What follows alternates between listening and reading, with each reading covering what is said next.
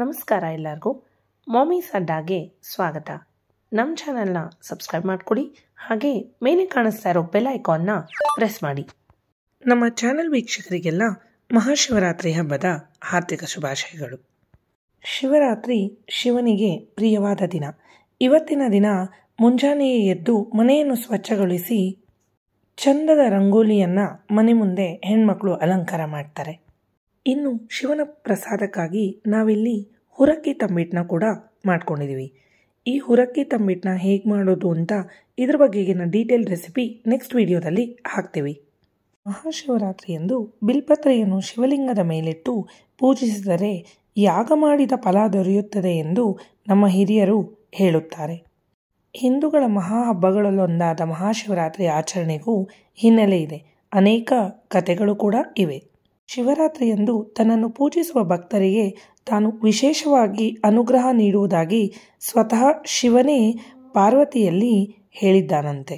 ಪ್ರತಿ ಸಂವತ್ಸರದಲ್ಲಿ ಶಿಶಿರ ಋತುವಿನ ಮಾಘ ಮಾಸದ ಕೃಷ್ಣ ಪಕ್ಷದ ಚತುರ್ಥಿಯಂದು ರಾತ್ರಿ ವೇಳೆಯಲ್ಲಿ ಶಿವ ಪಾರ್ವತಿ ಜೊತೆಯಲ್ಲಿ ಭೂಮಿಗೆ ಸಂಚರಿಸುತ್ತಾ ಎಲ್ಲ ಸ್ಥಾವರ ಜಂಗಮ ಲಿಂಗಗಳಿಗೆ ಸಂಕ್ರಮಗೊಳ್ಳುತ್ತಾರಂತೆ. ಆ ಸಮಯದಲ್ಲಿ ಅಂದರೆ ಶಿವರಾತ್ರಿಯಂದು ರಾತ್ರಿಯ ವೇಳೆಯಲ್ಲಿ ತನ್ನನ್ನು ಯಾರು ಪೂಜಿಸುವರೋ ಅವರ ಪಾಪಗಳು ಪರಿಹಾರವಾಗುತ್ತದೆ ಎಂದು ಸ್ವತಃ ಶಿವನೇ ತಿಳಿಸಿದ್ದಾನೆ ಎಂಬುದು ಈಗಲೂ ನಂಬಲಾಗಿದೆ. ಇನ್ನು ಈ ದಿನದಂದು ಪಂಚಲಿಂಗಗಳ ದರ್ಶನ ಕೂಡ ಬಹಳ ಜನ ಮಾಡ್ತಾರೆ. ಸಾಮಾನ್ಯವಾಗಿ ಎಲ್ಲ ಶಿವ ದೇವಾಲಯಗಳಲ್ಲೂ ಬಹಳ ಚಂದದಿಂದ ಅಲಂಕಾರನ ಮಾಡಿರ್ತಾರೆ. ಶಿವನನ್ನು ಲಿಂಗದ ರೂಪವಾಗಿ, ವಿಗ್ರಹದ ರೂಪವಾಗಿ, ಅವನೊಬ್ಬ ನಾಟ್ಯ ಸ್ವರೂಪಿ, ಆ ರೂಪದಲ್ಲಿ ಕೂಡ ದೇವರನ್ನ ಪ್ರದರ್ಶನಕ್ಕೆ ಇಟ್ಟಿರ್ತಾರೆ. ಓಂ ನಮಃ ಶಿವಾಯ ಎಂದು ಮಕ್ಕಳ ಬಾಯಿನಲ್ಲಿ ಕೇಳುವುದೇ ಒಂದು ಚಂದ. ಇನ್ನು ಶಿವನನ್ನು ಬಹಳ ರೀತಿಗಳಲ್ಲಿ ಕರೆಯುತ್ತಾರೆ. ನಂಜುಂಡೇಶ್ವರ, ಈಶ್ವರ, ಶಿವಪ್ಪ, ಶಿವಯ್ಯ, ನಟರಾಜ, ನಟಭಯಂಕರ, ಹೇಳೋದಕ್ಕೆ ಮುಗಿಯೋದೇ ಇಲ್ಲ. ಇನ್ನು ನಾವು ಇಲ್ಲಿ ಹೊರಟಿದ್ದು ಶ್ರೀ ಧರ್ಮಗಿರಿ ಮಂಜುನಾಥ ಸ್ವಾಮಿ ದೇವಸ್ಥಾನ.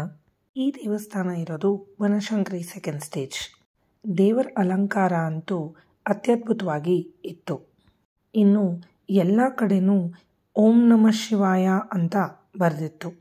ಇವತ್ತು ವಿಶೇಷವಾದ ದಿನ ಆಗಿರೋದ್ರಿಂದ ಜನಸಾಗರ ಎಲ್ಲ ದೇವಸ್ಥಾನಗಳಲ್ಲೂ ಹುರಿದುಂಬಿರುತ್ತೆ. ಪುರಾಣಗಳ ಪ್ರಕಾರ ಈ ಮಹಾಶಿವರಾತ್ರಿ ಆಚರಣೆಯ ಹಿನ್ನೆಲೆಗೆ ಅನೇಕ ಕಥೆಗಳಿವೆ. ಶಿವನು ಪಾರ್ವತಿ ದೇವಿಯನ್ನು ವಿವಾಹವಾದ ದಿನವಾಗಿ ಶಿವರಾತ್ರಿಯನ್ನು ಹೇಳಲಾಗುತ್ತದೆ. ಅಲ್ಲದೆ ದೇವತೆಗಳು ಹಾಗೂ ಅಸುರರ ನಡುವೆ ಸಮುದ್ರದ ಮಂಥನ ನಡೆದು ವಿಷ ಉದ್ಭವವಾದಾಗ ಅದನ್ನು ಶಿವ ಕುಡಿದ. ವಿಷ ಗಂಟಲೊಳಗಿಂದ ಇಳಿಯದಂತೆ ಪಾರ್ವತಿ ಇಡೀ ರಾತ್ರಿ ತಡೆದಳು ಎನ್ನುತ್ತದೆ ಶಿವಪುರಾಣದ ಇನ್ನೊಂದು ಮಹಿಮೆ. ಜಗತ್ತಿಗೆ ಭಗೀರಥನ ತಪಸ್ಸಿಗೆ ಮೆಚ್ಚಿ ಇಳಿಗೆ ಇಳಿದು ಬಂದ ಗಂಗೆಯನ್ನು ಶಿವ ತನ್ನ ಜಡೆಯಲ್ಲಿ ತುಂಬಿಕೊಂಡಿದ್ದನಂತೆ. ಇದರಿಂದ ವಿಚಲಿತನಾದ ಭಗೀರಥ ಗಂಗೆಯನ್ನು ಭೂಮಿಗೆ ಹರಿಸುವಂತೆ ಶಿವನನ್ನು ಪ್ರಾರ್ಥಿಸುತ್ತಾನೆ. ಆತನ ಭಕ್ತಿಗೆ ಮೆಚ್ಚಿ ಶಿವ ಗಂಗೆಯನ್ನು ಹರಿಬಿಟ್ಟಿದ್ದ ಇದೇ ದಿನವನ್ನು ಶಿವರಾತ್ರಿ ಎಂದು ಆಚರಿಸುತ್ತಾರೆ ಎಂದು ಕೂಡ ಹೇಳಲಾಗಿದೆ. ಇನ್ನು ಶಿವನ ದರ್ಶನ ಮುಗಿಸಿ ಹೊರಬಂದ ನಮಗೆ ಶಿವನ ಹೊರಾಂಗಣದಲ್ಲಿ ಬಹಳ ಎತ್ತರವಾದ ಶಿವಲಿಂಗನ ಕೂಡ ಸ್ಥಾಪನೆ ಮಾಡಿದ್ದಾರೆ. ಇನ್ನು ಶಿವನ ಜೊತೆ ಬಸವಣ್ಣನ ಅಲಂಕಾರ ಅಂತೂ ಹೇಳಲದ್ಭುತ.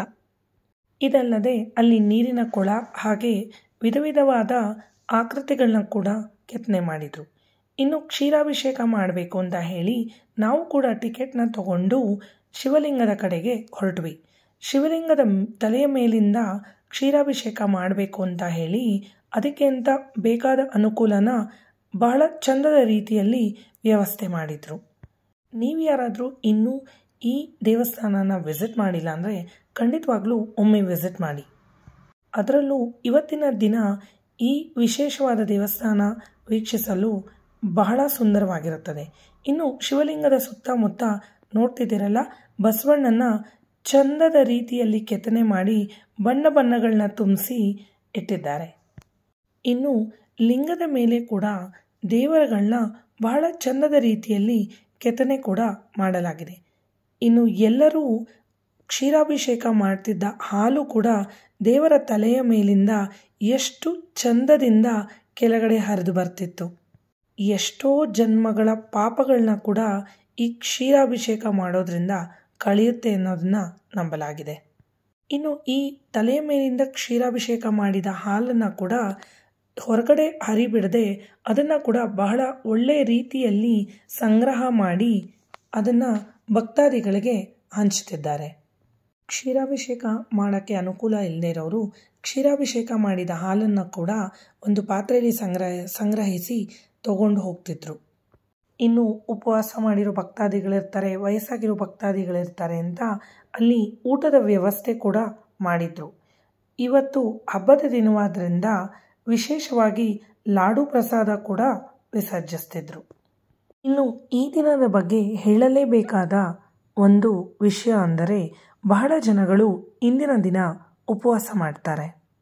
ಈ ಶಿವರಾತ್ರಿ ದಿನದಂದು ಪ್ರಾತಃ ಕಾಲದಲ್ಲಿಯೇ ಎದ್ದು ಸ್ನಾನ ಮಾಡಿ ಮಡಿ ವಸ್ತ್ರ ತೊಟ್ಟು ಉಪವಾಸವಿದ್ದು ಶಿವದೇವಾಲಯಗಳಿಗೆ ಹೋಗಿ ಶಿವಾರ್ಚನೆ ಮಾಡಿಸಿದರೆ ಮತ್ತು ಇಡೀ ರಾತ್ರಿ ಜಾಗರಣೆ ಮಾಡಿ ಶಿವನ ಪೂಜೆ ಮಾಡಿದರೆ ಎಲ್ಲ ಕಷ್ಟಗಳು ಪರಿಹಾರವಾಗಿ ಸುಖ, ಶಾಂತಿ, ಸಂಪತ್ತು ಲಭಿಸುತ್ತದೆ, ಪಾಪ ಪರಿಹಾರವಾಗುತ್ತದೆ ಎಂಬ ನಂಬಿಕೆ ಕೂಡ ಇದೆ. ಇನ್ನು ಎಲ್ಲ ಶಿವ ದೇವಾಲಯಗಳಲ್ಲೂ ಈ ಶಿವರಾತ್ರಿಯಂದು ಗಂಗಾಜಲಾಭಿಷೇಕ, ಪಂಚಾಮೃತ ಅಭಿಷೇಕ ನಡೆಯುತ್ತಲೇ ಇರುತ್ತದೆ. ಅಭಿಷೇಕದ ನಂತರ ಹೊರಗಡೆ ಬಂದರೆ ಈ ಧರ್ಮಗಿರಿ ದೇವಸ್ಥಾನದ ಸುತ್ತಲೂ ಬಣ್ಣ ಬಣ್ಣದ ಆಟಿಕೆಗಳಾಗಿರ್ಬೋದು ಅಥವಾ ಹೆಣ್ಮಕ್ಕಳಿಗೋಸ್ಕರ ಅಂತ ಓಲೆಗಳು, ಸರ, ಬಳೆ ಇನ್ನು ಮುಂತಾದ ಮಕ್ಕಳಿಗೋಸ್ಕರ ಆಟಿಕೆಗಳು ಕೂಡ ಇದ್ದವು. ನಾವು ಕೂಡ ಸ್ವಲ್ಪ ನಮಗೆ ಬೇಕಾಗಿರುವಂಥ ಶಾಪಿಂಗ್ನ ಮಾಡೋದನ್ನು ಮಾತ್ರ ಮಿಸ್ ಮಾಡಲಿಲ್ಲ. ಶಾಪಿಂಗ್ ಹಾಗೂ ಟಾಯ್ಸ್ ಐಟಮ್ಸಲ್ಲೇ ಇಲ್ಲಿ ಚಾಟ್ಸ್ ಕೂಡ ಇಟ್ಟಿದ್ರು. ಬೇಲ್ಪುರಿ, ಪಾನಿಪುರಿ, ಕಡಲೆಪುರಿ, ಹಾಗೆ ಹುರಿಗಡಲೆ, ಚಟ್ಪಟ ಕಡಲೆಕಾಯಿ ಬೀಜ ಎಲ್ಲನೂ ಕೂಡ ಟೇಸ್ಟ್ ಮಾಡೋದಕ್ಕೆ ತುಂಬ ಚೆನ್ನಾಗಿತ್ತು. ಇನ್ನು ನಾವು ಕೂಡ ಸ್ವಲ್ಪ ಟಾಯ್ ಶಾಪಿಂಗ್ ಹಾಗೆ ಓಲೆ, ಸರ, ಬಳೆ ಇದನ್ನೆಲ್ಲ ಶಾಪಿಂಗ್ ಮಾಡಿದ ನಂತರ ಮನೆ ಕಡೆ ಹೊರಟ್ವಿ. ಇನ್ನು ಈ ವಿಶೇಷ ಮಹಾಶಿವರಾತ್ರಿಯಂದು ಮಂತ್ರಗಳನ್ನು ಪಠಿಸುತ್ತಾ ವಿಶಿಷ್ಟ ಕಲ್ಲಿನಿಂದ ಕೆತ್ತಿರುವ ಲಿಂಗಗಳನ್ನು ನೀರಿನ ಅಭಿಷೇಕ ಮಾಡುವುದರಿಂದ ಸುತ್ತಮುತ್ತಲಿನ ಹೆಚ್ಚಿನ ಶಕ್ತಿ ಅಂದರೆ ಪಾಸಿಟಿವ್ ಎನರ್ಜಿ ಅಂತ ಹೇಳ್ತಾರಲ್ಲ, ಅದು ನಿಮ್ಮೊಳಗೆ ಉದ್ಭವವಾಗುತ್ತಂತೆ. ಶಿವರಾತ್ರಿಯಂದು ಶಿವನ ಮೆಚ್ಚುಗೆ ಪಡೆಯುವುದಕ್ಕಾಗಿ ದೀಪಾರಾಧನೆ ಕೂಡ ಮಾಡುತ್ತಾರೆ. ಈ ದಿನ ಶಿವನಿಗೆ ಪೂಜೆ ಮಾಡುವಾಗ 2 ಅಥವಾ 3 ದೀಪವನ್ನು ಹಚ್ಚಬೇಕು. ಹಾಗೆ ಅದರ ಕೆಳಗೆ ಒಂದು ಬಿಲ್ವಪತ್ರೆಯನ್ನು ಇಟ್ಟು ಓಂ ನಮಃ ಶಿವಾಯ ಎಂಬ ಮಂತ್ರವನ್ನು 108 ಸಾರಿ ಪಠಿಸಬೇಕು. ಹಾಗೆ ಶಿವನಿಗೆ ತೆಂಗಿನಕಾಯಿಯನ್ನು ಅರ್ಪಿಸಿ ಇದರಿಂದ ಮನೆಯಲ್ಲಿರುವ ದೋಷಗಳು, ಕಷ್ಟಗಳು ಕಳೆದು ಹೋಗುತ್ತದೆಯಂತೆ. ಶಿವನ ಅನುಗ್ರಹ ಮನೆಯವರಿಗೆ ಆರೋಗ್ಯ, ಅಷ್ಟೈಶ್ವರ್ಯವನ್ನು ಕೂಡ ಪ್ರಾಪ್ತಿಯಾಗುತ್ತದೆ. ಶಿವರಾತ್ರಿಯ ವಿಶೇಷತೆಯನ್ನು ಕುರಿತು ನಾವು ಮಾಡಿರೋ ಈ ವಿಡಿಯೋ ನಿಮಗೆ ಮೆಚ್ಚುಗೆ ಆಗಿದ್ದಲ್ಲಿ ನಿಮ್ಮ ಅನಿಸಿಕೆ, ಅಭಿಪ್ರಾಯನ ನಮಗೆ ಕಾಮೆಂಟ್ ಬಾಕ್ಸಲ್ಲಿ ತಿಳಿಸೋದನ್ನು ಮಾತ್ರ ಮರಿಬೇಡಿ. Thanks for watching.